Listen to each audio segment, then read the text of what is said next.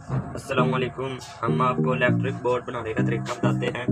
ये हमारे पास एक 5 स्टॉक वाला बोर्ड है और ये साटे हैं सारी, इंडिकेटर, बटन, स्विच, ये सारे औजार।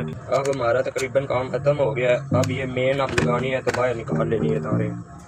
अब हम फेस देंगे जो हमारी बाहर से वापस से बिजली आनी है। ये देखें, हम बटन को फेस दे रहे हैं इधर।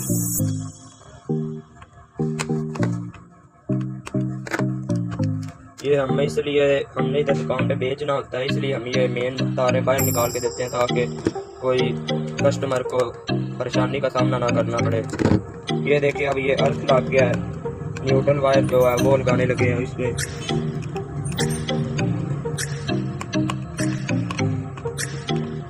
ये हमारा बोर्ड मुकम्मल हो गया, ये आप देख सकते हैं।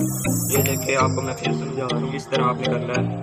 ये हमारी फेस आ रही है तार मेन जो बिजली से आएगी, और ये हमने पॉइंट दिया ये सॉकेटों को जलने के लिए। जो आगे बटन दबाएंगे तो ये बिजली आगे जाएगी।